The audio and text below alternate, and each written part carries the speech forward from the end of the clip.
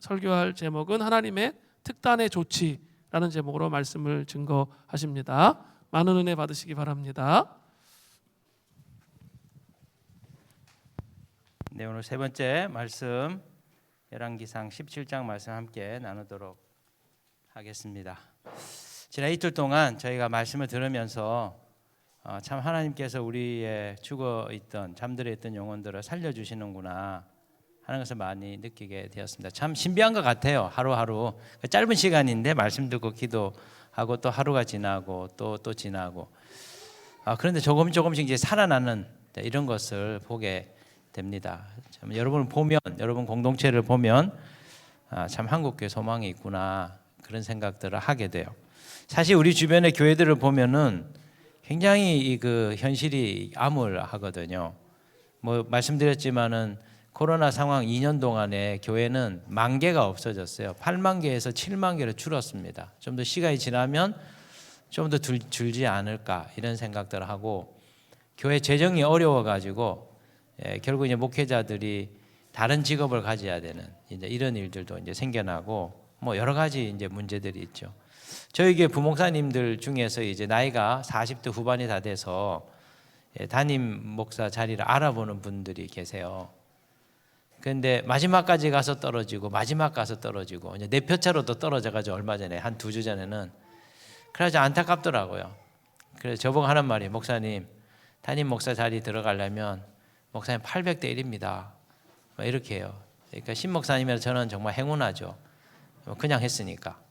근데 이제 우리 후배 목사님들은 힘든 거예요. 어디 부목사한테 가려고 그래도 그러면 담임 목사가 800대 1이면 부목사 자리는 얼마나 더 힘들겠어요.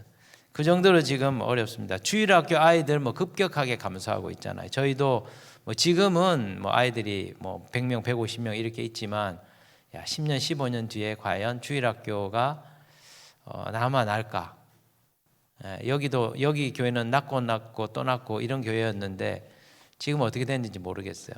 이제 뭐 한 명 낳는 이런 시대가 돼가지고 교회를 보면 목회자도 교회 보면 참 이거 앞날이 어떻게 될까 이런 생각도 들고 또 아마 여러분들도 이제 그런 마음이 들 거예요. 그래서 우리 교회 뭐 별로다 더 좋은 게 없나 이렇게 해서 더 좋은 게를 찾고 싶은 이런 마음들 이렇게 있죠.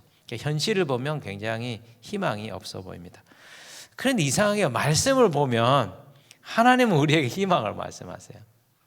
오늘도 우리가 이 말씀을 보면서 알 수 있는 게 뭐냐면 사실 지금 북이스라엘이 망해가고 있는 상황이거든요. 사실 처음부터 망했어요. 제가 여로보암 때부터 길이 잘못 들어가지고 그 북이스라엘은 거의 막 처음부터 끝까지 거의 영적인 어둠이고 어둠이 점점 깊어가고 있는 상황이었습니다. 그런데 이상해요. 어둠이 깊은 만큼 하나님은 강력한 선지자를 준비했어요. 선지자 중에 선지자 엘리야를 준비를 합니다. 오늘 이제 이 본문의 말씀이 17장이 그걸 우리에게 말을 해요. 자, 북이스라엘은 점점 죽어가고 있었습니다. 그런데 하나님이 이 북이스라엘 공동체를 소생케 하는 일을 그 작업에 돌입하게 되는 것이죠. 그 하나님의 방식이 뭡니까? 그 하나님의 방법이 뭡니까?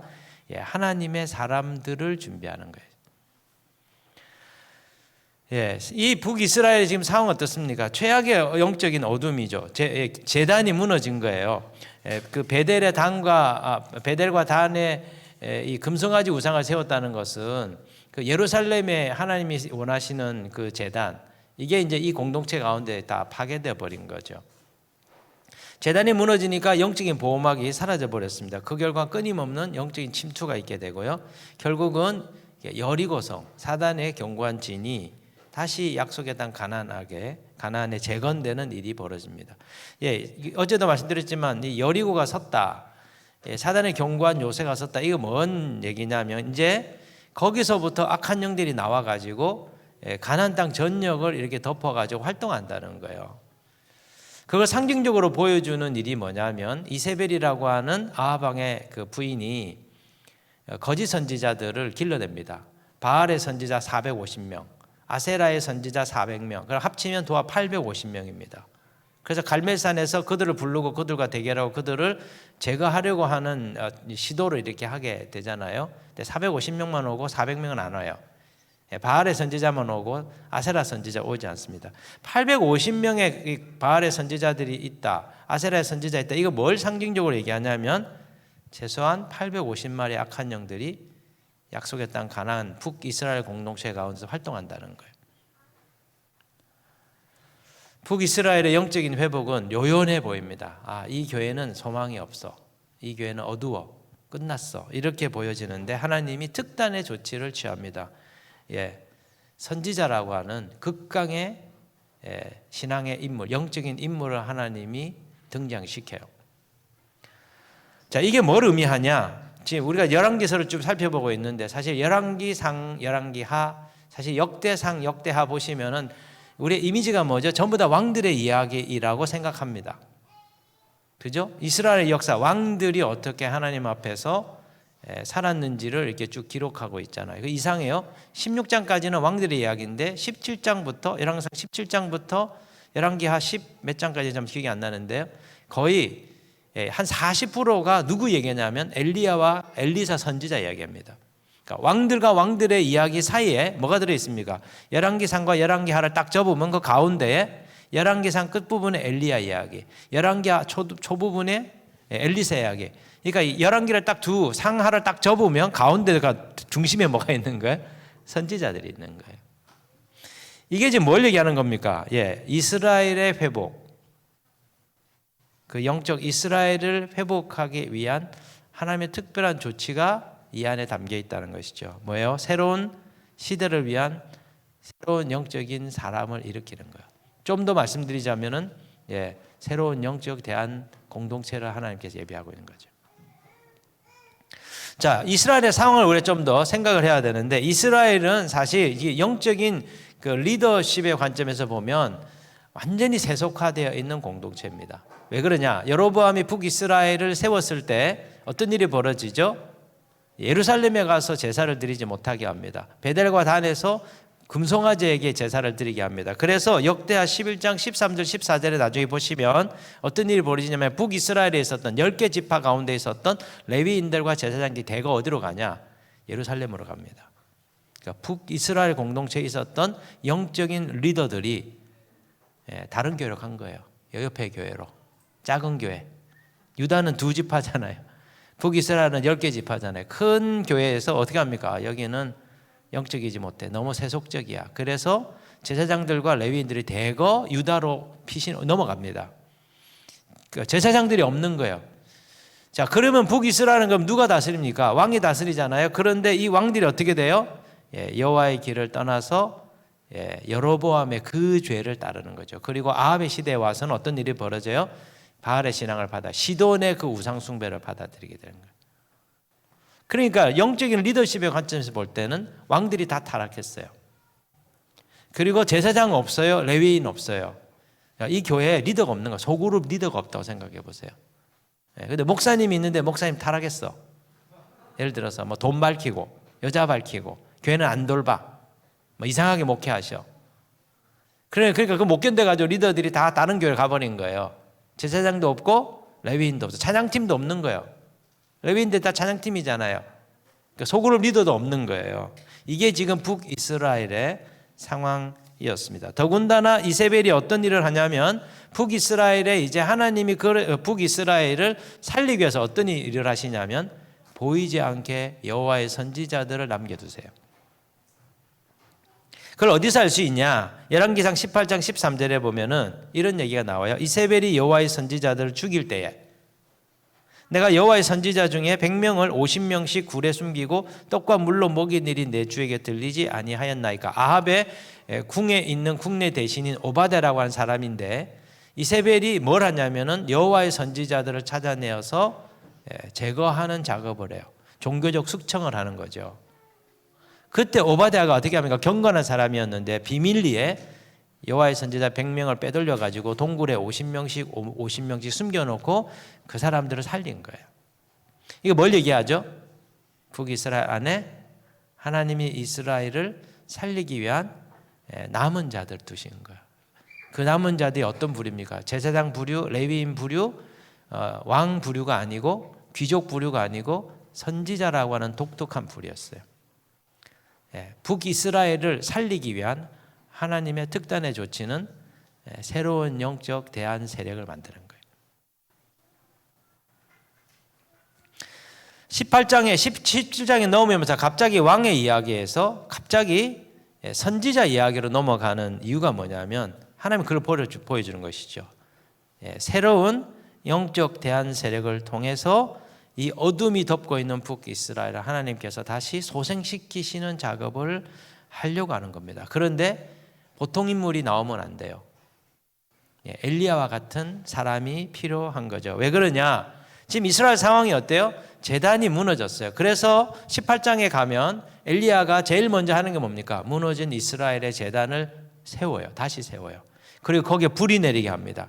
그죠? 갈멜산의 영적 대결을 할 때 첫 번째 하는 작업이 뭐냐면 무너진 제단을 회복하는 겁니다. 왜 그러냐면 그게 무너지면 기도의 향이 올라가지 않고 영적 보호막이 사라져 버리기 때문에 이제 제단을 회복해야 돼요. 두 번째 영적인 보호막을 끊임없는 제사장적 기도를 통해서 끊임없이 이스라엘 공동체 이 덮개를 만드는 일을 해야 되는 거죠. 세 번째 해야 될 게 뭐죠? 사단의 견고한 진을 무너뜨리는 일을 해야 돼요. 그리고 네 번째는 뭡니까? 사단의 중심 본부에 있는 악한 영들의 활동들을 제하는 일을 해야 돼요. 이 네 단계가 필요했던 거예요. 만약에 우리가 우리의 교회를 새롭게 하고 싶다. 우리 교회 너무 영적으로 어둡다. 대부분 어떻게 합니까? 목사님 의견이 있습니다. 우리 교회 이런 거 잘못됐으니까 이런 거 개혁해야 됩니다. 그거는 정치 개혁하는 방법이에요. 하나님의 교회를 개혁하는 방법은 그게 아닙니다. 제일 첫 번째 뭘 해야 된다고요? 기도의 제단을 세워야 돼요. 무너진 기도의 제단. 두 번째 영적 보호막을 계속 두텁게 만들어요. 세 번째 뭐죠? 우리 공동체 안에 있는 우리 성도들의 가정, 우리 성도들의 혼, 우리 교회 공동체 모든 활동들 가운데 있는 어둠의 견고한 진들이 있는지 그거를 부수는 작업을 해야 됩니다. 그리고 네 번째, 우리 개인의 삶 속에 스며들어왔거나 우리 가정이나 우리 교회나 우리 일터에 있는 어둠의 영들을 쫓아내는 작업을 해야 돼요. 그럴 때 갑자기 교회 분위기가 바뀌는 겁니다. 그런데 우리는 개혁하면 뭘 합니까? 자꾸 신학이 잘못됐다. 신학을 개혁하기는 해야 되지요. 그런데 영적인 개혁을 하는 부분들을 생각하지 못하는 거예요. 이 아이가 엘리야 될지 누가 어떻게 합니까? 이렇게 겁 없이 이렇게 겁이 없어야 돼요.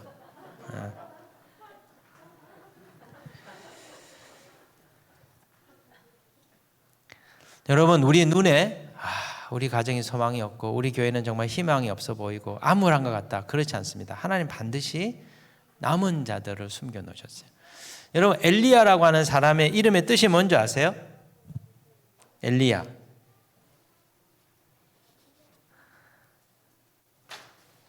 내 하나님은 여호와시다라는 뜻이에요. 그러면 이 엘리야의 이름을 누가 지었을까요? 이스라엘 백성들은 아이가 태어나서 8일 만에 할례 받잖아요. 할례 받을 때 영감을 받아서 바로 그때 이름을 줍니다. 그전에는 이름을 주지 않습니다. 왜냐하면 그때 이름을 주는 거는 그 이름 속에 하나님이 이 사람을 통해서 이루시고자 하는 비전이 담겨 있다고 믿기 때문에 마귀가 그 이름을 빼앗아 갈 것 같아서 7일 동안은 이름 안 짓고 있다가 8일째 할례할 때 갑자기 그 아버지가 할례를 베풀 때 딱 이름을 줍니다. 그러니까 엘리야라고 하는 이름, 내 하나님은 여호와시다. 이 이름은 그의 아버지가 지은 거예요. 그러면 잘 생각해 보세요. 지금 북이스라엘 상황이 어떻다고요? 배교의 시대잖아요. 신앙을 다 버렸어요. 외형적으로 보면 신앙을 다 버린 거예요, 사람들이. 그리고 베델과 단에 있는 금송아지에 가서 막 우상 숭배하고 있는 이게 지금 대세인 상황인 겁니다. 그런데 오늘 1절에 보면 엘리야가 뭐라고 고백하냐면 길르앗에 우거하는 자 중에 디셉 사람 엘리야가 아합에게 말하되 내가 섬기는 이스라엘의 하나님 여호와께서.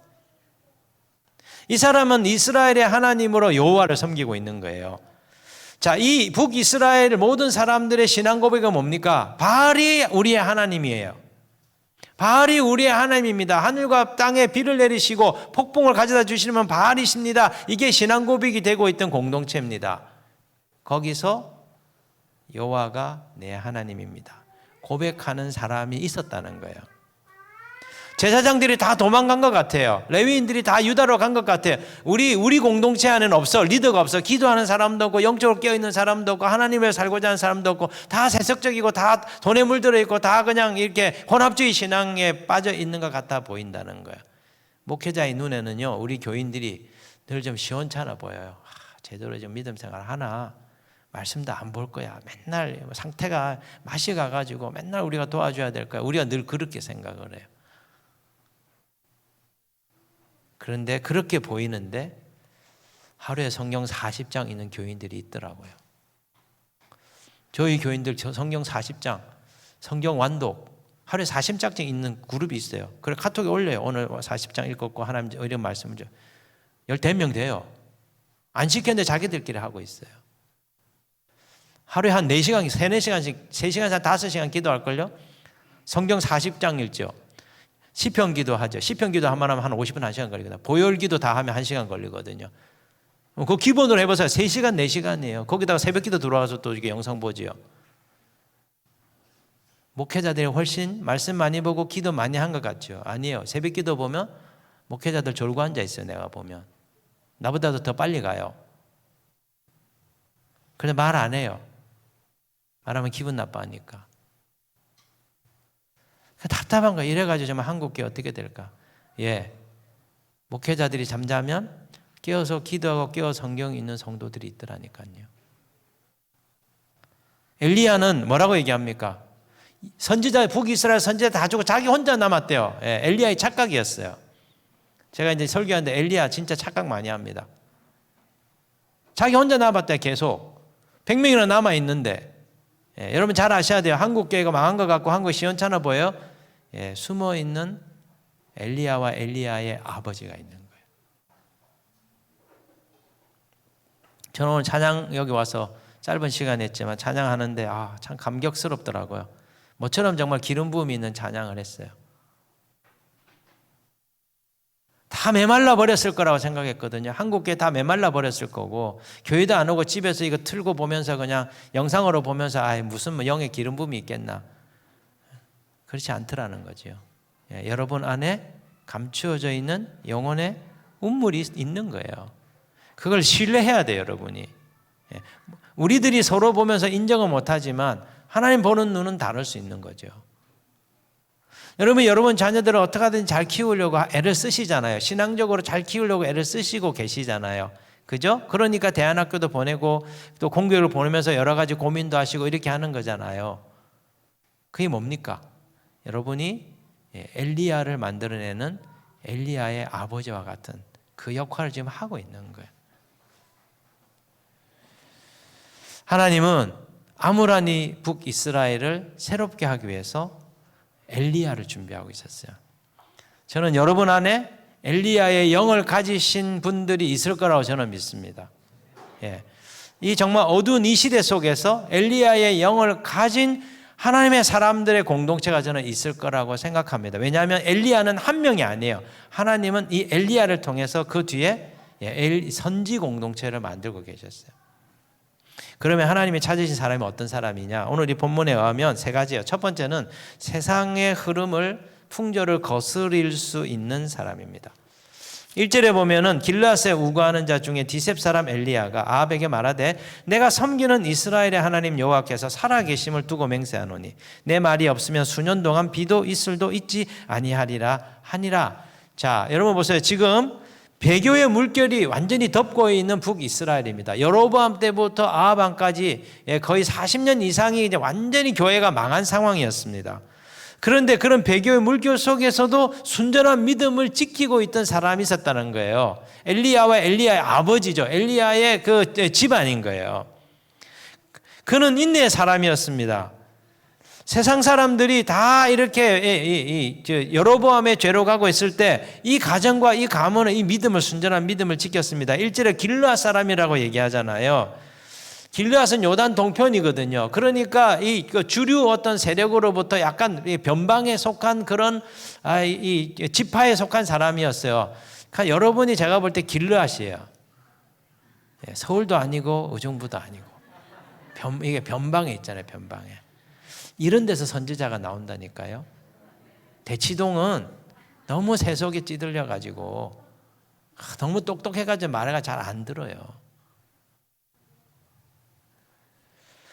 영적으로 버티기 힘든 상황이었죠. 그죠? 우상이 지배하고 있잖아요. 바알의 선지자와 아사랴 선지자가 막 돌아다니면서 포교를 하고 있는 상황이잖아요. 그런데 그럼에도 불구하고 길르앗 땅을 떠나지 않은 거예요, 사람이. 그 길르앗 자기의 약속의 기업이잖아요. 그 기업을 떠나지 않은 거예요. 나도 유다 가서 좀 편안하게 믿음 생활하고 싶은데 여기는 너무 척박한데 여기 기도하는 데도 없고 막 사람들 말씀도 보지 않고 너무 다 세속적인데 다 영적으로 죽었는데 다 차가운데 그런데도 자기에게 주신 그 길르앗이라고 하는 기업을 떠나지 않고 그 박해를 견디면서 이겨낸 사람들이 있더란 거죠. 하나님 마지막 시대의 새로운 대한 공동체는 대한 세력은 누구를 세우시냐? 시대의 흐름을 거스를 수 있는 사람, 남들이 하는 대로 살지 않는, 하나님 부르심을 따라 사는 이 사람을 찾으시는 거죠. 두 번째는요, 기도의 사람이에요. 1절에 보면 엘리야가 아합 왕에게 이렇게 말합니다. 내 말이 없으면 수년 동안 비가 내리지 않을 거다, 이렇게 선포를 합니다. 이거는 예언적인 말일 뿐만 아니라 기도의 말이기도 해요. 매튜 헨리라고 하는 주석가는 이걸 기도의 말이라고 얘기합니다. 왜 그러냐? 야고보서에 의하면 그가 비가 오지 않기를 3년간 기도했더니 비가 오지 않게 되고 비가 오게 달라고 기도했더니 또 비가 내렸다고 얘기하잖아요. 그러니까 이 사람은 하나님께 기도하고 하나님의 하실 일들을 확신한 가운데 쓰임받는 사람이었어요. 하나님 누구를 쓰실까요? 기도의 사람이 기도의 사람. 그래서 그렇게 기도하는 걸 하나님 소중히, 그러니까 이게 똑똑한 사람, 공부 많이 한 사람이 아니고요, 기도하는 사람. 그러니까 우리 얼마나 감사합니까? 가방끈 짧고, 그죠? 우리 안에 맨날 그래. 당신이 어디 가면 제일 가방끈 짧더라. 어디 뭐 이렇게 뭐 방송, 뭐 CBS 방송, CTS 방송 뭐 이렇게 오면 책 있냐고 물어봐요. 책 쓴 거 있으시냐고. 없다고. 다 책 한 권씩 내야 되는데, 그 다 이게 프로필에 다 그 넣어야 되는 거예요. 어디 나왔다, 어느 대학 나오고, 그게 아니라 뭐 학위를 내야 돼요. 없어요, 저는 학위가. 그래서 제 아내가 항상 저를 보면서 안타까이 생각해서, 당신 제일 가방끈이 짧고 책도 없고, 참. 근데 책 없고 가방끈 짧은데 그래도 방송 내주면 제가 유일해요. 방송도 내주더라고요. 그러니까 꾸역꾸역. 하나님 누굴 씁니까? 가방끈 긴 사람, 똑똑한 사람 아니고 기도하는 사람. 기도한다는 건 뭐예요? 영이 열려서 하나님과 교통하는 거죠. 세 번째, 하나님이 엘리야를 택하신 이유는 그가 말씀을 따라 사는 사람이었기 때문이에요. 2절에 보면 이렇게 말합니다. 여호와의 말씀이 엘리야에게 임하여 이르시되 너는 여기서 떠나 동쪽으로 가서 요단 앞 그리 시내가에 숨고 그 시냇물을 마시라. 내가 까마귀들에게 명령하여 거기서 너를 먹이게 하리라. 하나님 말합니다. 야, 너 그리 시내가에 가라. 거기 가서 그 냇물을 먹고 그 다음에 그 빵을 먹어라. 이렇게 명령을 합니다. 그런데 어떻게 해요? 5절에 보면 그가 여호와의 말씀과 같이 했다 이렇게 나와요. 5절에 그가 여호와의 말씀과 같이 하여. 8절에 보면 여호와의 말씀이 엘리야에게 임하여 이르시되, 또 8절에도 하나님께서 시돈에 있는 사르밧 과부에게 가라 이렇게 얘기합니다.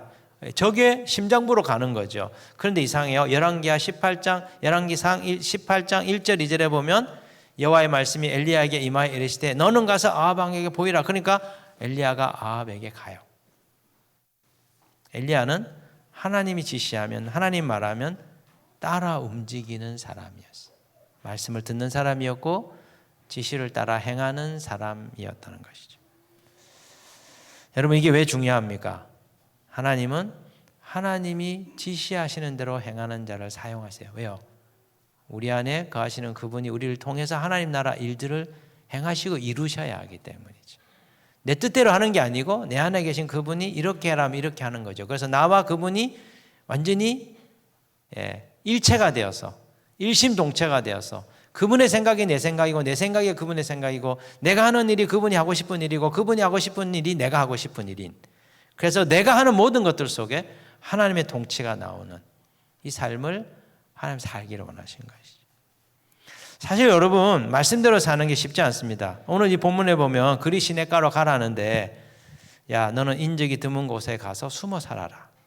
두 번째, 바알 신앙의 본건지인 이방 땅 시돈에 가서 거기서 이사 가서 3년 동안 살아라. 이게 쉬운 일입니까? 야, 교육 환경 열악한 지역으로 이사 가서 거기서 애 교육 시켜라. 야, 아파트 다 쓰러져 가는, 지금 거기밖에 없는데 너 거기 햇볕도 안 드는 고 가서 살아라. 그러면 할렐루야 하면서 가실 수 있으세요? 우리 자매님들 거의 못할 거예요. 지금 엘리야가 그런 부름을 받고 있잖아요.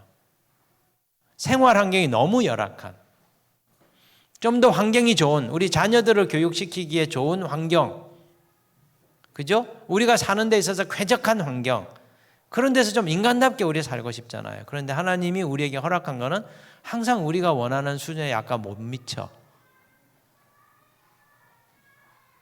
차라리 뭐 집이라도 하나 주시면 좋겠는데 또 집도 주시지도 않고 맨날 옮겨 다니면서, 저도 한 7번 옮긴 것 같아요. 다행히 이제 지금 장기 전세 와서 이제 70세 되면 이제 나올 수 있게 된, 20년 살 수 있게 됐는데, 그 다음에 문제예요. 또 장기 전세가 좋다고 들어갔거든요. 나중에 갈 데가 없어. 그 돈으로. 참 걱정이에요. 어디로 가야 되나.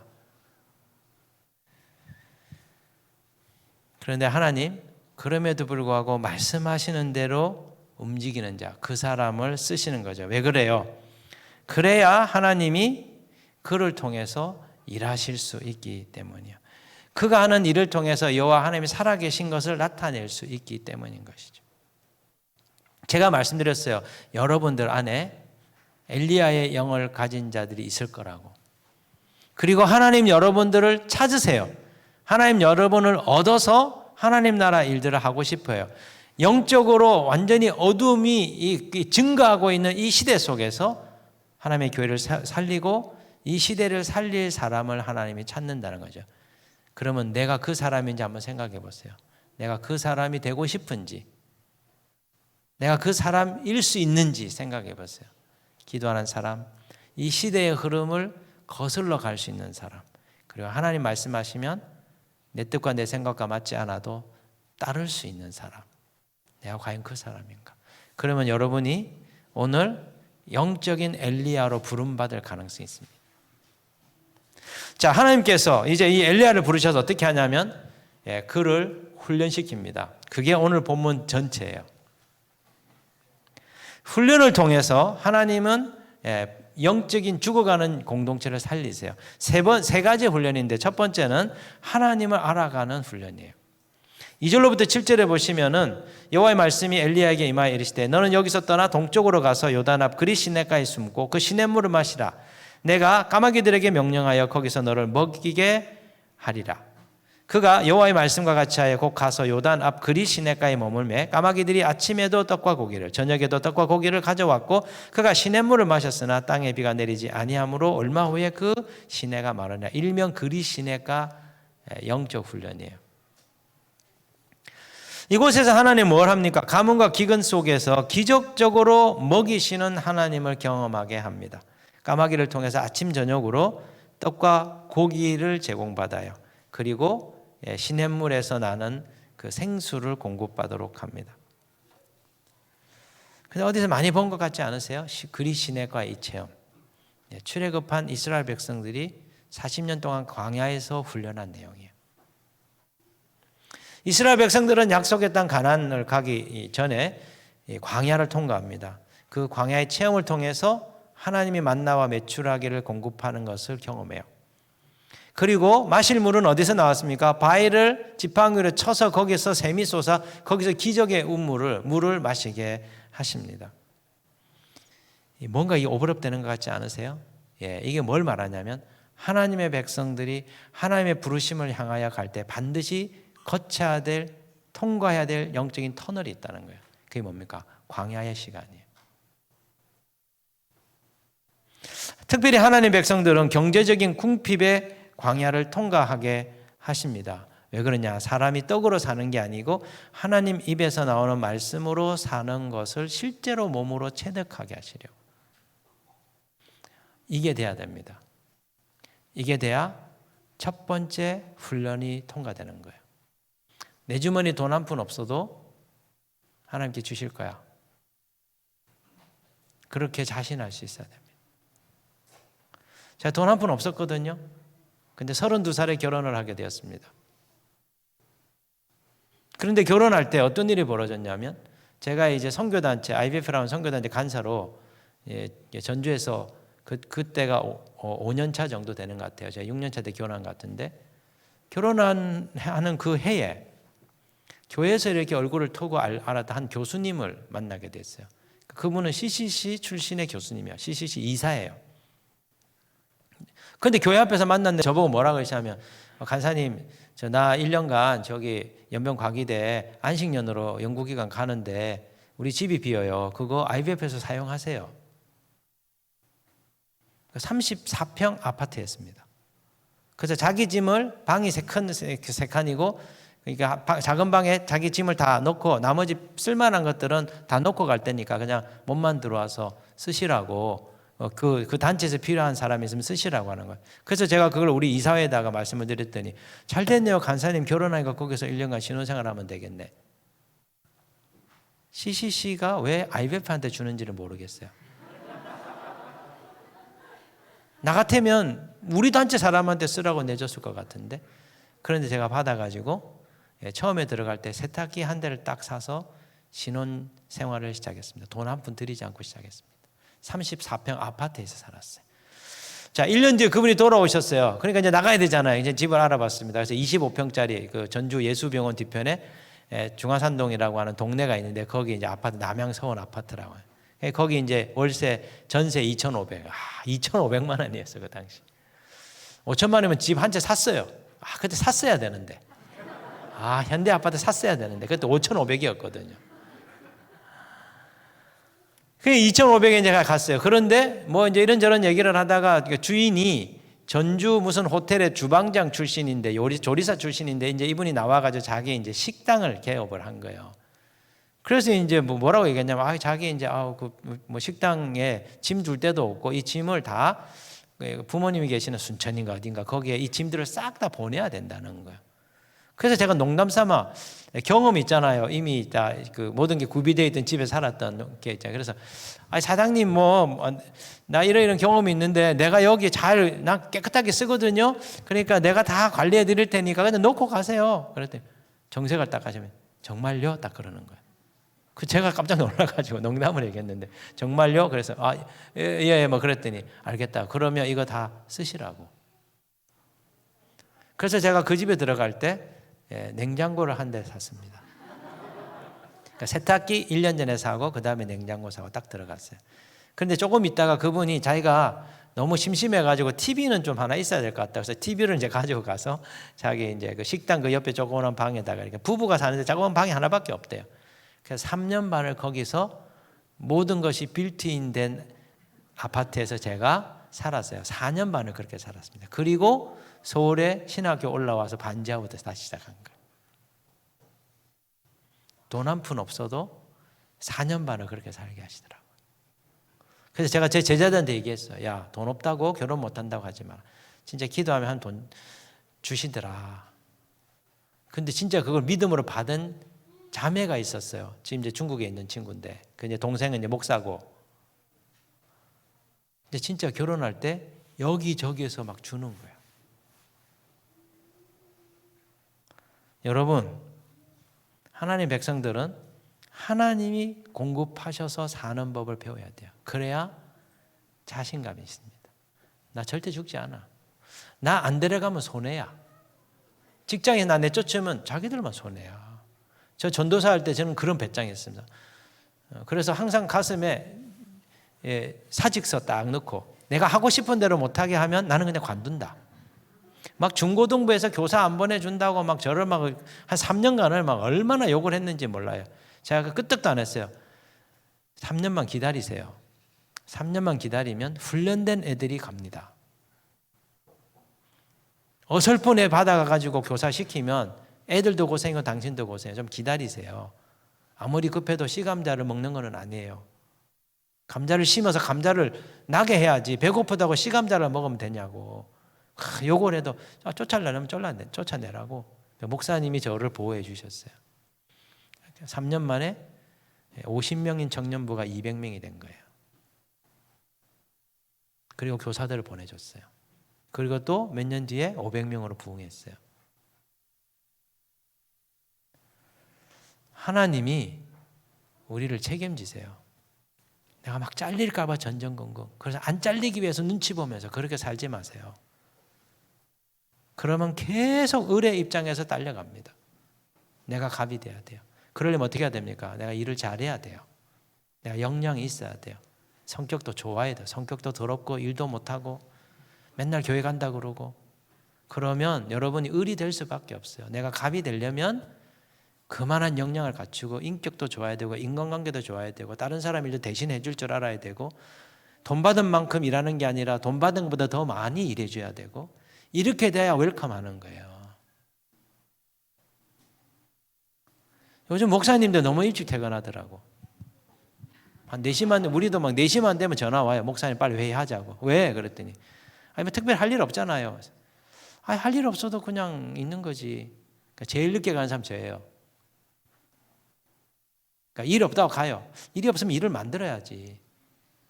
기도해야지. 나 전화라도 더 돌리고. 이상 안 되는 거예요, 이게. 이게 주인의식이 없는 거예요. 여러분, 하나님이 영적인 어두움의 공동체를 바꾸실 때 제일 먼저 하냐면 살아계신 하나님을 경험하고 체험하게 하는 일을 해요. 두 번째 중요한 게 뭐냐면 세상에 대한 훈련이에요. 오늘 8절로부터 9절에 보시면 하나님 이상한 지시를 합니다. 여호와의 말씀이 엘리야에게 임하여 이르시되 너는 일어나 시돈에 속한 사르밧으로 가서 거기 머물라. 내가 그곳 과부에게 명령하여 내게 음식을 주게 하였느니라. 시돈은 어디입니까? 아합이 바알 신앙을 수입한 우상숭배 본거지입니다. 거기 가라는 거예요. 완전 세속 사회로 가라는 겁니다. 왜 그럴까요? 세상의 실체를 알게 하기 위한 거예요.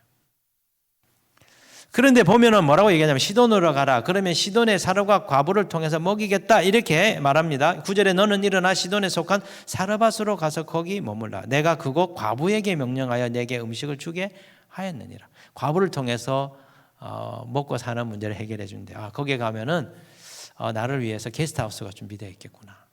거기 가면 정말 이렇게 늘 매일 이렇게 새끼 이렇게 선교사 안식년이라고 이렇게 맛있는 걸 주는 사람이 기다리게 있겠구나 하고 이제 기대를 하겠지요. 그런데 실상은 어때요? 하나님이 돈 많은 과부를 만나게 하셔서 먹이실 거라고 예측을 할 텐데 실상 그가 가서 만난 사르밧의 여인은 찢어지게 가난한 여인이에요. 10절에서부터 12절에 보면 그가 일어나 사르밧으로 가서 성문에 이를 때 한 과부가 그곳에서 나뭇가지를 줍는지라. 이에 불러 이르되 청하건대 그릇에 물을 조금 가져다가 내게 마시게 하라. 그가 가지러 갈 때 엘리야가 그를 불러 이르되 청하건대 내 손에 떡 한 조각을 내게로 가져오라.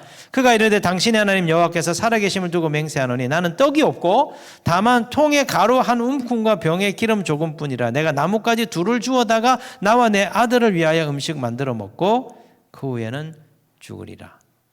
한 끼 분량밖에 없어. 먹고 죽으려고 하는 여인이에요. 찢어지게 가난한 여자를 하나님이 만나게 하셔가지고 먹이시겠다는 거죠.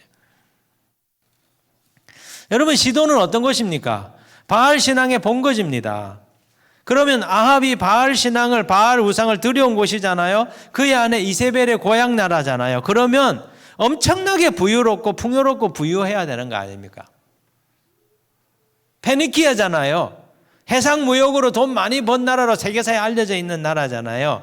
그래서 이스라엘에 있을 때 이스라엘 사람들은 뭐라고 생각한 겁니까? 바알 신은 하늘의 비와 바람을 주관해서 매년 풍년을 주니까 그 동네 사는 사람은 엄청나게 부유하고 엄청나게 해피하고 엄청나게 럭셔리하게 살 거다. 그렇게 그들이 들었던 거예요. 그렇게 생각한 거예요. 근데 실제 바알의 본거지에 와서 본 실체는 어떻습니까? 이스라엘처럼 똑같이 가뭄과 기근으로 못 먹고 못 살고 있는 거예요. 여러분 이게 우리의 거짓된 생각이에요. 안 믿는 친구들은 다 잘 살고 다 자기 집 있고 다 부유하고 삶을 즐기고 페이스북 보면 뭐 먹은 사진만 계속 올리고 어디 놀러 갔던 사진 막 그런데 우리는 맨날 찌질하게 여기 와가지고 막 눈물 흘리며 기도나 하고 있고 너무너무 부럽잖아요. 걔네들은 막 유럽 여행 갔다 와 사진만 쫙 하고 신방을 딱 갔는데 사진이 결혼한 지 1년밖에 안 됐는데 사진을 보니까 좀 이상해요. 저 스위스 사진인데 나한테 말하고 안 하고 갔다 온 거야. 신혼여행 이미 갔다 왔고 신혼여행 기념으로 한 판 더 갔다 온 거야. 그러면 그 집에 신방을 가면 어떻습니까? 같이 신방 간 신혼부부들은 남편은 이제 어디로 숨어야 될지 그죠? 아내를 막 째려보면서 쟤네들은 스위스 갔는데 우리는 뭐냐 이제 이거 할 거 아닙니까? 그러면서 늘 비교하면서 나는 정말 너무 불행하다. 내 삶은 너무 낙이 없다. 이게 우리의 거짓된 생각이라는 것이죠. 그 사람들도 똑같이 우리처럼 힘들고 어려워요. 은행 대출 받은 거 메꿀라면 똥줄이 탈 거예요, 이제 앞으로.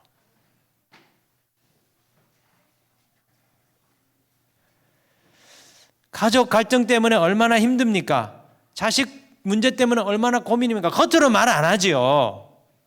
그런데 전부 다 똑같아요. 전부 다 고통 가운데 있는 거죠. 그래서 어떻게 합니까? 살려고 그 주식에 손대는 거예요. 살려고 이렇게 살면 너무 힘드니까 이렇게 살고 싶지 않아서 비트코인에 손대는 거예요. 그래서 부동산 하는 거예요. 하나 하면 2개 하고 2개 하면 3개 하는 거예요. 근데 죽을 때까지 그거 하다 끝나는 거예요. 자, 돈 벌어서 재산 있어요. 어떻게 해야 됩니까? 더 불려야 되잖아요. 사업을 하고 있는데 이거를 투자를 해가지고 더 불리지 않으면 딴 놈이 투자를 새롭게 해가지고 따라잡히면 나는 망하는 거잖아요. 지금 이건 치킨 게임이에요. 내가 계속 투자해서 계속 돈 벌자면 계속 돈이 없는 거야. 제 제자 중에 돈 많이 벌면 저한테 모닝 사준다는 제자가 있었어요. 돈 많이 벌어요 지금. 그래서 제가 얘기해서 너 그 4학년 때 나한테 그 뭐 유학을 하는 친구거든요. 우리나라 1위예요. 엄청나게 잘 나가요. 너 나한테 모닝 사주기로 했지 않냐 그랬더니 그거 아직도 기억하시냐고. 난 절대 안 했는다. 그런데 돈이 없는 거야. 왜 없는 줄 아세요? 자, 돈이 이렇게 뭐랄까요? 이윤이 생기잖아요. 그러면 또 재투자를 해야 되는 거예요. 시설도 더 좋게 해야 다른 업계랑 다른 이게 유학원이랑 경쟁해가지고 사는 거예요. 사람도 더 많이 뽑아야 되는 거야. 계속 돈이 들어가요. 현금은 없어 실제로는. 그것만 부자야. 그리고 죽을 때까지 그렇게 사는 거예요. 그리고 돈 나중에 모아가지고 죽을 때 돼서 재산 남으면 어떻게 합니까? 그 전부 다 자식 거예요. 그래서 알았어요. 아, 내가 열심히 모으면 내 딸게 되는 거구나. 내 사위게 되는 거구나. 아셔야 돼요. 죽기 살기로 모으면 내게 되는 게 아니에요. 그러니까 그렇게 주느니 하나님께 드려서 더 가난하고 힘든 사람 돕고 선교하는 일이 더 나아요. 그러면 희한한 일이 벌어집니다. 드리면 와요. 오늘도 또 제 딸 뭐 학원비 쓰라고 누가 돈을 얘기하면 안 되는데 우리 아내가 뭐 받아왔더라고요. 그래서 봉투에 돈이 이게 뭐냐 그랬더니 어떤 사람이 이걸 서연이 공부하는데 좀 6개월 전부터 생각이 나가지고 기도하고 준비했다는 거예요. 참 신기해요. 왜요? 제가 이제 위임식 때문에 헌금하려고 돈을 좀 모아놓은 게 있거든. 우리 교회는 위임할 때 위임식, 임직식 할 때 돈 한 푼도 내지 말라 했어요. 제가 한국 교회 그 돈 때문에 시험에 들어가죠. 돈이 한 푼도 내지 말라고. 아무것도 하지 말라고. 그냥 뭐 할 거 봉사하고 싶으면 청소를 하시든지 뭐 주차 봉사를 하시든지 그거만 하라고. 돈 한 푼도 내지 말라고. 돈 없어서 막 힘드네 뭐 어쩌네 뭐 기념품이 다 필요 없다고. 그건 다 교회 살 테니까 걱정하지. 우리 교회 돈 없는 거 아니니까 걱정하지 말라고. 한 푼도 내지 말라고. 그럼 돈이 어디 있어요? 내가 내야지. 제가 준비하고 있어요 지금. 근데 참 기가 막혀요. 드리려고 하니까 하나님 또 주시는 거. 재밌어요. 쏠쏠해요. 자, 내가 돈이 100만 원 있잖아요. 이거 헌금하면 어떤 일이 벌어진 줄 아세요? 100만 원이 또 들어와요. 그런데 내가 이 100만 원을 내가 쓰고 싶어가지고 헌금하라고 내가 쓰잖아요. 분명히 쓰지요, 그죠? 그러면 나는 어떻게 됩니까? 하나님께 움켜진 자가 되잖아요. 근데 100만 원 드리면 나는 선한 일을 한 자가 되잖아요. 하나님 기뻐하는 자가 되잖아요. 근데 100만 원은 또 들어오잖아요. 그러면 실제로는 쓰죠. 실제로 내가 원하는 걸 쓰는데 나는 하나님께 선한 자가 되는 거잖아요. 근데 내가 헌금 안 하고 내 걸 써버리면 나는 이기적인 놈이 되잖아요. 뭐가 나아요, 여러분? 드리고 받아서 마음껏 편안하게 쓰는 게 낫죠.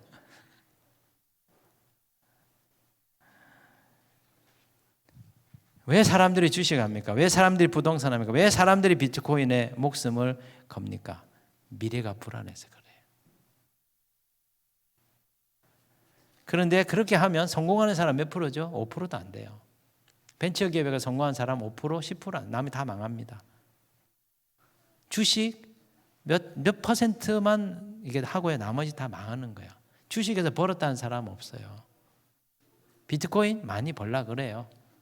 우리는 거기에 목숨 거는 게 아니에요. 그런데 사람들은 우리를 속입니다. 이거 하면은 대박 난다는 거죠. 그래서 전부 다 거기에 달려가게 합니다. 한 명만 대박 나고 나머지 전부 다 거지가 되는 겁니다. 이게 시도내체제예요. 이스라엘과 여기가 다른 거예요. 한 놈만 잘 먹고 나머지 전부 다 찢어지게 가난하게 사는 자본주의 세계예요. 근데 우리는 그 한 명이 되기 위해서 죽자 사자 경쟁하면서 달려가는 겁니다. 그래서 나만 살고 나머지는 다 죽어도 상관없어. 그래서 공동체가 없는 거예요. 다 자기 혼자 살고자 하는 거예요. 그런데 오늘 이 본문을 보세요. 사르밧 갑옷, 찢어지게 가난해서 죽어가는 이 여인을 누가 먹입니까? 바알이 먹이지 않고 하나님이 먹이세요. 기가 막힙니다. 13절 16절에 보시면은 이렇게 말씀을 해요. 엘리야가 그에게 이르되 두려워하지 말고 가서 네 말대로 하려니와 먼저 그것으로 나를 위하여 작은 떡 한 개를 만들어 내게로 가져오고 그 후에 너와 내 아들을 위하여 만들라. 이스라엘의 하나님 여호와의 말씀이 나 여호와가 비를 지면에 내리는 날까지 그 통에 가루가 떨어지지 아니하고 그 병에 기름이 없어지지 아니하리라 하셨느니라. 그가 가서 엘리야의 말대로 하였더니 그와 엘리야와 그의 식구가 여러 날 먹었으나 여호와께서 엘리야를 통하여 하신 말씀같이 통에 가루가 떨어지지 아니하고 병에 기름이 없어지지 아니하니라. 여러분, 이 여인은 한 끼 분량밖에 없는 식량을 가지고 있었습니다. 12절에 나뭇가지 2개로 음식을 만들려고 했다는 걸 보면 그 양이 대단히 적었다는 것을 나뭇가지 2개 불펴가지고 구워 먹는 거예요. 얼마나 적었으면 분량이.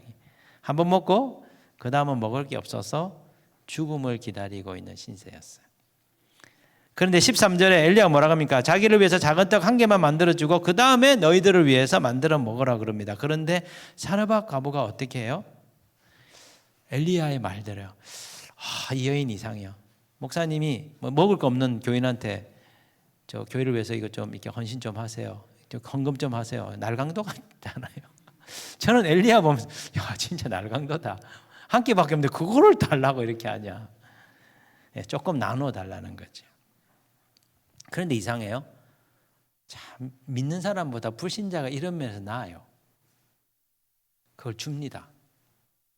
자신들 한 끼 먹고 없어서 없는데 한 끼 먹고 또 이게 더 이상 먹을 게 없는데 어떻게 합니까? 그걸 떼줍니다. 왜냐? 자기들 한 끼 먹고 없어서 주거나 조금 떼주고 주거나 뭐가 다르냐? 이왕 좀 이따 줄 거잖아요. 좀 먹고 주거나 좀 덜 먹고 주거나 안 먹고 주거나 뭐 상관이에요? 믿어봐야 본전이다. 그래서 나눠준 거예요. 그런데 어떤 일이 벌어집니까? 엘리야를 먹이고 난 뒤부터 이 여인의 밀가루통과 기름병이 마르지 않는 신기한 일이 벌어진 거예요. 통장에 돈이 마이너스로 안 내려가. 이상해요. 일거리가 하나가 들어와요. 먹고서 그날 하나 먹어요. 그 다음에 또 일거리가 들어와요. 열심히 했더니 다른 큰 덩어리가 들어와요. 저희 교회 한 성도님이 회사에 부장 다니다가 이제 퇴직을 해요. 조금 이제 나이가 돼 퇴직을 해가지고 나가서 자기 나름대로 사업체를 해서 1년 반인가 2년을 거의 그냥 완전히 아무것도 없어요. 사무실을 덩거리 하나 해놓고 1년 반. 그런데 작년에 저희 교회 합병을 하면서 이제 교회 차 이 스트라이크를 운전을 해야 돼가지고 세 사람 이제 봉사자를 저희가 모집했는데 그분이 이제 지원했어요. 주일마다 차량 운행하거든요. 교인 어르신들 실어넣는 거. 이상해요. 그거 하고 난 이제 갑자기 어떤 큰 회사에 아는 사람이 물건을 주기 시작한 거예요. 1년 동안 마르지 않는. 그 아내가 저보고 엘리베이터 타고 가려고 했는데 저보고 그 집사님이 저보고 목사님 너무너무 감사해요.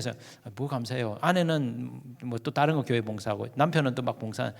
내가 미안하죠. 매일 그 다른 사람도 몸 힘든데 젊은 사람들 안 하는데 집사님 이렇게 맡겨가지고 정말 제가 미안해요. 아니에요 목사님. 저희가 교회를 섬기니까 하나님 일거리를 주시더라니까요. 그래서 저희 남편 지금 막 공장에서 뭐 이렇게 뭐 받아가지고 지금 하고 중국에 보내는 거 하고 있고 내년 초까지 하게 됐어요. 섬기는 게 너무 복이라는 걸 알게 됐다는 거예요. 내 시간 뺏기면 내가 뭐 할 수 있는 게 없을 것 같죠? 아니에요. 내가 하나님 나라를 위해서 시간 들이면, 하나님 나라를 위해서 떼어드리면 어떤 일이 벌어집니까? 기름병에 기름이 마르지 않고 밀가루통에 밀가루가 마르지 않는 기적의 역사가 일어난다. 제가 생각해 봤어요. 저희 교회 합병을 하고 난 다음에 왜 이렇게 큰 돈이 들어왔을까? 1년 만에 12억 갚았다니까요. 말이 돼요? 곰곰이 생각해 봤어요. 하나님 왜 이렇게 은혜 주실까? 저희 교회는 선교하는 교회예요. 절기연금 무조건 선교 구제 무조건. 아예 예산에도 안 넣어놨어요. 이번에도 우크라이나랑 말레이시아랑 이게 난민들 돕는 거 하자고 지금 얘기를 했거든요. 성탄절, 추수감사절, 그리고 이제 부활절 무조건 거의 1년 한 1억 할 거예요. 선교 구제 장학을. 그거를 개척 2년 차부터 했습니다. 첫 해는 제가 지원을 받았기 때문에 못했고 이제 자립한 해부터 지금까지 한 해도 거르지 않고 매년 장학생 주고 아마 이 교회도 그럴 거예요. 그죠? 그러면 어떤 일이 벌어진지 아세요? 돈이 마르지 않아. 돈이 들어와요. 우리 장로님 지금 놀래요. 왜냐하면 막 경제적으로 너무 어렵게 해가지고 어려워가지고 교회를 합쳤는데 헌금이 계속 넘쳐. 이분들이 매주 이 빚 어떻게 해결해야 되냐, 은행 넘어가면 어떡하나 이거 고민하다가 지금은 매주 교회 오는 게 행복하대요. 넘쳐나니까. 예. 이게 뭡니까, 여러분? 배고픈 엘리야를 떡 한 조각으로 공급했더니 어떤 일이 벌어지게 된 겁니까? 엘리야가 먹고 힘을 내어가지고 뭐하죠? 사르밧 과부를 위하여 중보기도 한 거죠. 기적이 일어난 겁니다. 이게 하나님이 세상을 먹이는 방법이에요. 어떻게 이런 일이 벌어집니까? 엘리야가 떡을 먹고 힘을 내었어요. 사실 이 여인이 만약에 안 줬으면 엘리야가 못 먹어가지고 힘이 없어가지고 기도 못했을 거예요. 그럼 어떻게 됩니까? 둘 다 같이 죽는 거죠. 엘리야도 죽고 이 여인도 죽고. 그런데 엘리야를 위해서 떡을 떼줬더니 엘리야가 그거 먹고 힘이 나가지고 이 여인을 위해서 기도했더니 어떤 일이 벌어집니까? 기적의 공급이 있는 겁니다. 이게 하나님이 세상을 먹이시는 방법이요. 나눔과 상생. 서로의 것을 나누고 함께하는 삶. 내 것을 나누어 줄 때 내 것이 없어지는 게 아니고 내 것을 받은 사람이 또다시 나에게 공급해주는 영적인 순환이 일어나게 되는 거. 이게 이스라엘의 방식이고 이게 천국의 방식이라는 거예요. 이게 시돈과 다른 방식이었던 거예요. 시돈은 나만 다 끌어먹어. 나 혼자 살고 나만 죽어도 상관없어. 근데 이스라엘은 내 거 나눠서 저 사람 살리고 저 사람이 나를 살려주고 서로 살려주면서 같이 사는. 재벌은 없는데 모두가 넉넉하게 사는 곳. 그게 하나님 나라였어요. 우리가 성육신의 절기에 깨어짐의 신비, 떼어 나누는 삶의 신비를 배웠을 겁니다. 오병이의 기적. 떼어 나눌 때 빵의 공급이 증가했어요. 떼어서 나눠주니까 자꾸 빵이 늘어났습니다. 이게 하나님의 나라의 방법입니다. 그래서 선교하는 거예요. 그래서 먼저 교회 빚 다 갚고 우리에게 필요한 거 다 하고 남으면 하자. 그건 세상의 방법.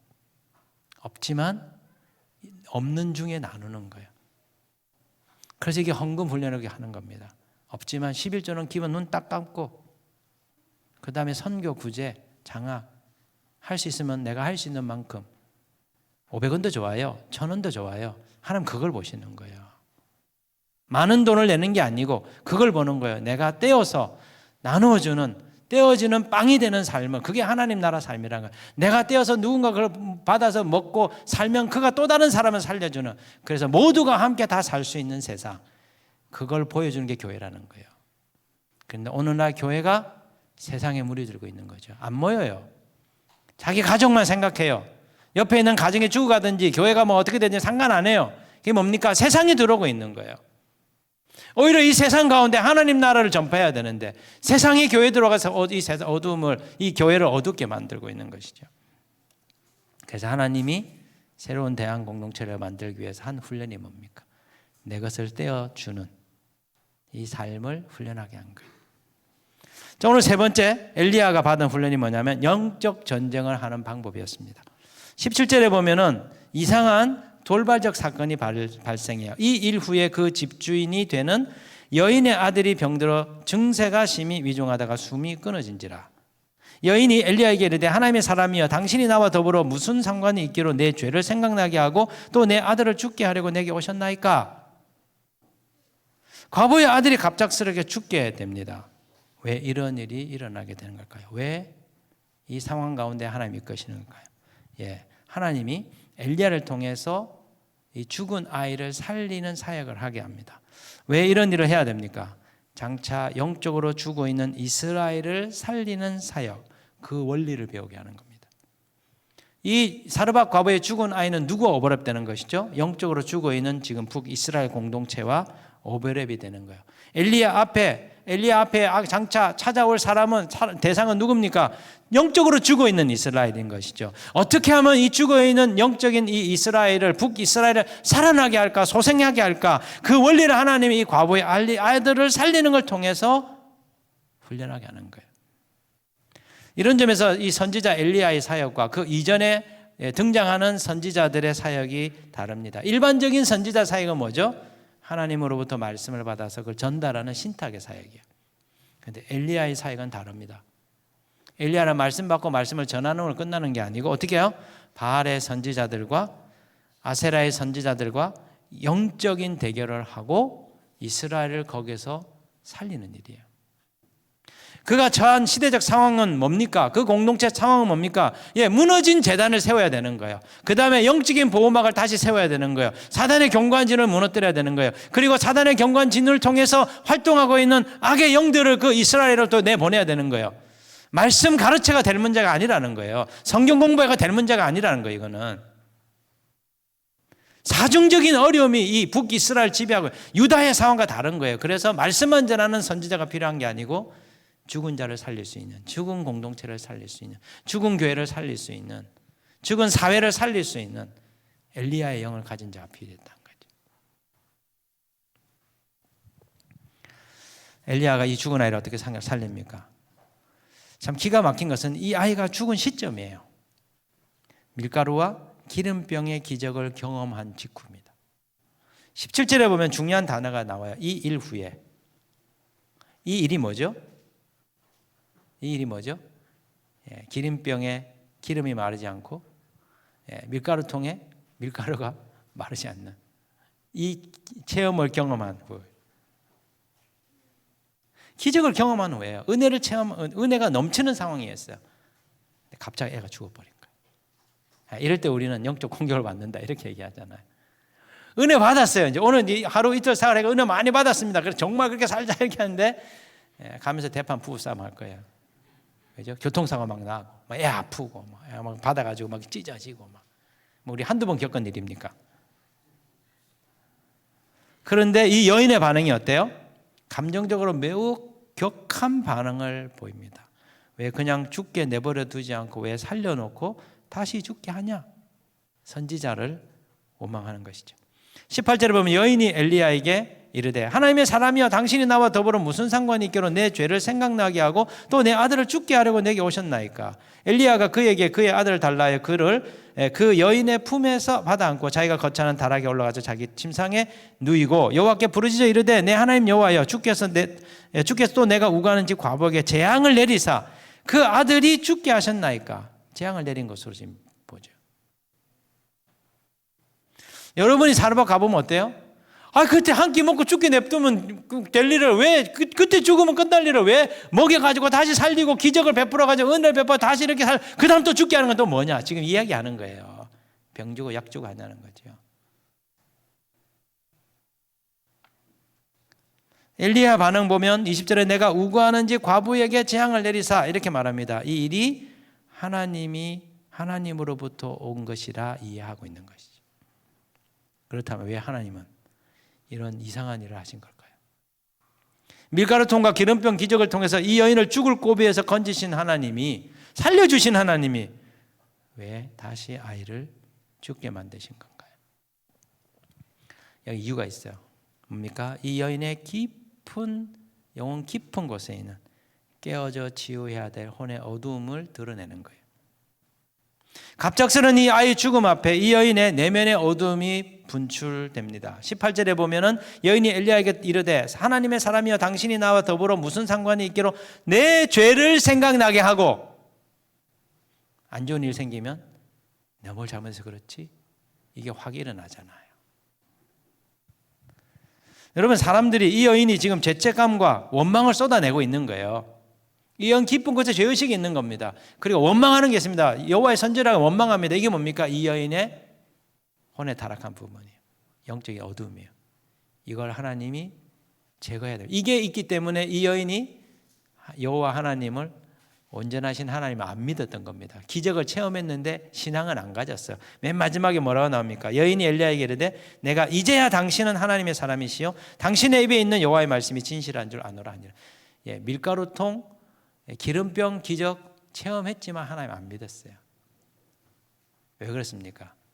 하나님에 대한 온전한 신뢰와 믿음을 가로막고 있는 내면에 막힘이 있는 거죠. 죄의식, 죄책감, 정죄감, 그리고 뭐요? 원망하는 마음. 세상에 대한 원망하는 마음, 가진 자에 대한 분노. 시돈의 왕은 잘 먹고 잘 살아. 그런데 우리 민초들은 완전히 죽어가고 있어. 바알 믿으면 행복해진다며, 바알을 믿으면 부유해진다며, 다 거짓말이야. 세상에 대한 원망과 분노가 있는 거죠. 하나님 이거를 치유하셔야 돼요. 그래야 하나님 임재가 기름 부음이 들어가기 때문에. 북이스라엘이 왜 영적으로 죽었습니까? 모든 백성들 마음속에 이 혼의 어둠이 있는 거예요. 그래서 하나님 말씀이 안 들어간 거예요. 이걸 드러내고 없애야 되는 거예요. 그래서 뭐 합니까? 3년 동안 하늘 문을 닫아서 비를 막는 거예요. 여러분, 왜 사순절에 금식하는 줄 아세요? 금식하면 열 받잖아요. 금식하면 우리가 성자가 되는 게 아니에요. 금식하면 열이 받아요. 성경 많이 읽으라면 화가 납니다. 바빠 죽겠는데 이런 걸 하라 그런다고. 부르짖고 기도하라 그러면요, 좀 조용히 기도하면 안 되냐, 힘 없어 죽겠는데. 금식까지 시켜놓고 또 부르짖으라 그러네. 주차장도 없는데 또 와가지고 또 집회하라 그러네. 집에서 보면 안 되나? 막 올라오자니 다 전부 영적 어둠입니다. 이런 것들이 깨끗하게 정화되고 치유될 때 기름 부음이 오는 거예요. 이걸 하기 위해서 하는 겁니다, 사실은. 사람들은요, 안 좋은 일이 생기면 어때요? 내가 뭔가 잘못해서 벌 받는가 봐. 내가 뭐 잘못해서 벌 받는가 봐. 사람들 마음 깊은 곳에 죄의식과 죄책감과 정죄감이 있습니다. 살아오면서 잘못 안 한 사람이 어디 있습니까? 근데 이런 걸 딱 겪으면 확 올라오는 거예요. 하나님 이거를 없애주고 싶은 거예요. 그러니까 이거를 그냥 고난받지 말고 고의 없애라고 뭘 만드셨냐면 사순절, 영적 광야의 절기를 만든 겁니다. 그때 이걸 다 기도하면서 끄집어내어 주시는 은혜 앞에 나가서 이걸 해결하기 매년 씻어내잖아요. 그러면 인생 광야가 줄어든다니까요. 인생에서 겪는 고난과 어려움이 사라져요. 근데 이걸 안 하면 어떻게 됩니까? 인생 광야를 겪는 겁니다. 여러분, 하나님 앞에 죄 짓고 살지 말라고 하나님 우리에게 신호를 주시거든요. 뭡니까? 자매님들은 아기 낳을 때 해산의 고통과 수고, 너무너무 힘들잖아요. 고통. 누구 때문에 이래 됐죠? 하와 때문에 그런 거잖아요. 그래서 그거를 그 고통을 겪으면서 하와 언니 왜 이렇게 잘못했어? 언니가 불순종하는 바람에 내가 지금 이렇게 아프잖아. 나는 절대로 하와처럼 불순종하지 말아야지. 그거 기억하라고 아프게 하는 거예요. 그런데 우리는 남편을 원망하잖아요. 너 때문에 내가 지금 힘들다고. 형제들은 어떤 고통을 받습니까? 노동의 수고. 열심히 일해도 겨우 박봉으로 찢어지게 가난하게 사는. 그래서 회사 다닐 때 힘들 때 누구를 생각해야 된다고요? 아담 형님을 생각해야 돼. 아담 형님 왜 부인 말 들어가지고 선악과 따먹었어. 그렇게 불순종하니까 이렇게 힘든 거구나. 평생 이렇게 살아야 되는 거구나. 나는 절대로 불순종하지 말아야 돼. 그거 기억하라는 거예요. 근데 이것도 잊어버리고 살잖아요. 그래서 하나님 뭘 줍니까? 자매님들의 갱년기, 우리 자녀들의 사춘기. 그런데 우리가 스스로 우리 내면에 있는 부분들을 알고 주님과 함께 이걸 처리하잖아요. 갱년기 증상이 줄어들어요. 사춘기 자녀들의 이게 대드는 것도 줄어들어요. 신기해요. 그 영적인 장치입니다. 하나님이 사람이 이 소를 움직일 때 코 뚫어가지고 움직이는 것처럼, 멍에를 매서 움직이는 것처럼 하나님이 우리를 의의 길로 가도록 만들어놓은 신체적 장치예요. 하나님 왜 이렇게 어려운 일을 주시나? 왜 고난을 주시나? 예, 일부러 고난 준 게 아니고 우리 안에 있는 타락한 이 혼의 부분이 뭐예요? 고난을 불러오는 거예요. 그래서 주님이 이것을 없앨 수 있는 시간을 가지게 하는 거죠. 그게 광야의 시기입니다. 그렇기 때문에 나한테 안 좋은 일이 생기면 자기 죄 때문에 하나님께 벌 받는구나 이렇게 의구심이 생기는데, 그리고 그런 하나님 원망하잖아요. 내 나름대로 열심히 살았는데 맨날 이렇게 하시면 안 되시죠. 하나님에 대한 원망이 있잖아요. 그걸 통해서 뭘 아셔야 됩니까? 내한테 아직도 원망하는 마음이 있구나. 제가 이제 여기도 임직을 하는지 모르겠어요. 저 이제 임직식 하거든요. 임직식 하면 난리도 아니잖아요. 교회가 직분 주면 직분 못 받은 분 막 마음 상하고 막 힘들고 교회 안 나오시고 막 이러잖아요. 아셔야 돼요. 마음이 상하잖아요. 그러면 내 안에 영적인 어둠이 있구나. 마음이 상하는 어둠이 있는 거예요. 그래서 아직 너가 직분을 받을 상태가 아니구라고 하는 것을 말해주시는 거네. 그래서 1년 동안 잘 준비해서 훈련받아서 내 속사람이 변하면 교회에서 딱 보고 저분 많이 변했네. 저분을 직분을 주자. 1년 기다리면 직분 받고 2년 기다리면 직분 언제든지 받을 수 있어요.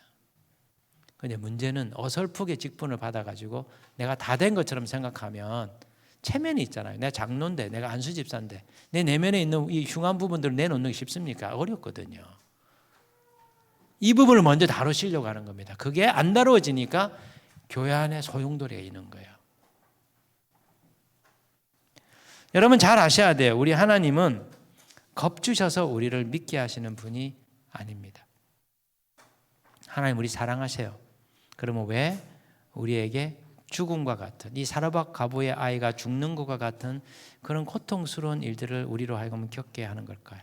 내 안에 아직도 없어지지 않고 영적인 어두움을 깨뜨리시고 우리를 하나님 나라를 위하여 사용할 수 있는 엘리야와 같은 자들을 만들고 싶은 거죠.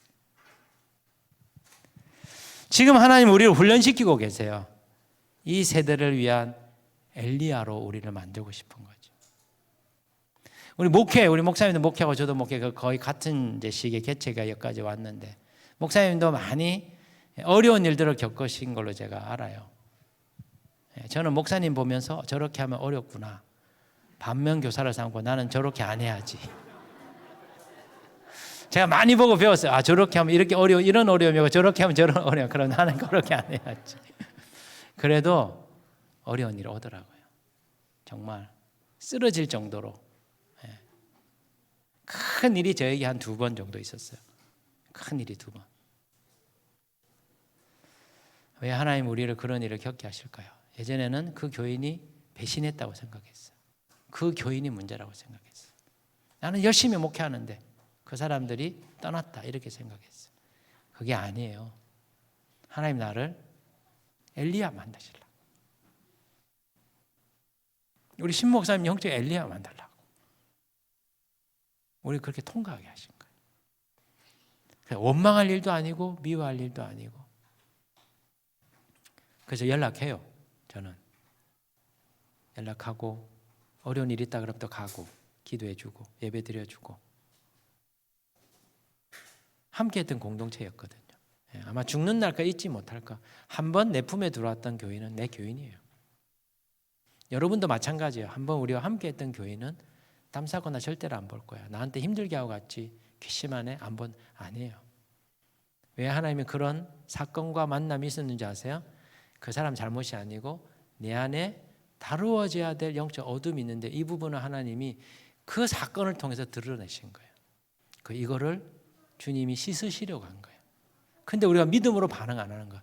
그렇습니다 주님. 내 속사람의 이 타락한 부분들을 주님 씻으시고 주님 나를 거룩한 자로 만드시옵소서. 이렇게 해야 되는데 우리는 논리로 대응한 거예요. 그 사람이 이렇게 해가지고 말을 했기 때문에 그것 때문에 문제가 되고 나는 그렇기 때문에 우리는 이렇게 해야 되고 그게 해결책이 아니더라고요. 제가 초두에 말씀드렸어요. 하나님께서 영적인 어둠이 강한 공동체, 영적으로 깨어져 있는 가정, 영적으로 깨어져 가는 그 시대에 대한 하나님의 특단의 준비를 하고 있다고. 그것은 엘리야의 영을 가진 자예요. 그 엘리야가 되기 위하여 하나님이 지금 우리를 연단의 과정, 영적인 광야의 여정 걷게 하고 있는 거예요. 아마 안 끝난 분도 계신 것 같아요. 제가 어젠가 그젠가 이렇게 앞에서 이렇게 너무 반가워지겠더니 잘 지내냐, 일 잘하냐 그렇게 하니까 요즘 뭐 일이 이렇게 잘 뭐 이렇게 안 와가지고 좀 어려운 시기를 보내는 것 같이 이렇게 얘기하더라고요. 그래서 엘리야 되게 하시는구나. 엘리야 만드시는 거예요. 아셔야 돼요. 그 말은 뭐죠? 하나님이 여러분에 대한 기대가 있는 거예요. 내 삶이 안 열리고 내 삶이 안 풀어지는 것 같죠? 아니에요. 여러분의 속사람을 다루고 싶은 거예요. 그게 다루어지면 내가 치유가 되고 내가 회복이 되잖아요. 갑자기 열려버려요. 갑자기 열려버려요. 저 갈 데가 없어가지고 주인이 재작년에 주인이 바뀌어버렸어요.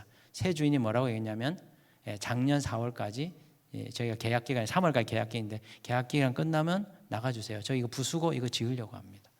오갈 데가 없는 거예요. 저희가. 그래가지고 갈 곳을 찾은 거예요. 그런 중에 하나님이 100억짜리 건물 주셨어요. 들어가겠어요. 근데 이상 1년이 지났는데 아직도 그거 안 부서졌어. 그대로 있어요. 건물 그대로 있어요. 안 써. 그럼 우리는 갸우뚱하거든요. 왜냐하면 그거 우리 보고 1년 쓰라 그랬으면 1억 원 벌었을 거거든요. 한 달에 1,200만 원씩 월세 나가는 건데. 이상하다. 하나님이 우리를 떠밀었어요. 기가 막혀요. 그러니까 생각지도 않은데 갖다 주세요, 여러분. 내 속사람이 주님의 손에 의하여 만져지고 주님의 형상을 닮아갈수록 내 영 안에 와 있는 그리스도의 생명이 자라서 내 속사람이 그리스도의 형상 점점 자라가며 내 생각과 내 감정과 내 의지와 내 욕망과 내 습관과 내 몸에 있는 타락의 흔적들을 그 어둠의 세력들을 몰아내고 거룩한 형상을 입어갈수록 어떤 일이 벌어지냐면 내 사방의 주변이 평강해지기 시작하면서 하나님의 복주심이 오기 시작해요. 기가 막히다니까요. 영적으로 어둠은 물러가게 되고 하나님의 빛이 임하게 되면서 생명의 역사들이 터져나는 여러분의 이름처럼 물된 동산이 되는 것이죠. 지난 2년 3년간 힘드셨나요? 아니에요. 은혜의 때였어요. 하나님 우리의 속에 있는 것을 드러내시는. 잘 보세요. 자기 감정. 화가 나요. 열일 받아요. 답답해요. 미칠 것 같아요. 그게 영적 어둠들이에요. 하나님 그걸 없애셔서 어떤 상황에 두셔도 평온합니다. 좋아도 좋고 안 좋아도 좋고 언제나 주님의 뜻을 찾고 주님과 함께하고 주님의 첫사랑 가운데 잠기고 주님의 섭리를 알고 빛을 받고 그 구원의 풍성한 운물에 잠겨서 그 은혜를 받아 먹으면서 내 주변의 상황은 어떠하든지 내 영혼의 창고에 부어주시는 은혜로 채워가는 삶. 저는 지난 3년이 코로나 3년이 정말 행복한 시간이었어요. 구원의 절기를 따라서 초대교회 가르침을 퍼내면서 내 영혼의 창고에 너무나 많은 것들을 담을 수 있는 시간이었어요. 여러분에게도 그 시간이에요. 관점을 바꾸셔야 돼요. 그러면 하나님이 여러분을 통해서 어둠의 시대를 바꾸는 어두운 가정들을 치유하고 회복시키시는 그 일을 행하실 겁니다. 우리 물된 동산 수림교회가 하나님께 높이 들림받아 쓰임받는 엘리야의 공동체가 됐으면 좋겠고 여러분 모두가 영적인 엘리야로서 이 시대를 살리는 그 길에 나서기를 주님의 이름으로 축복합니다. 말씀 붙들고 같이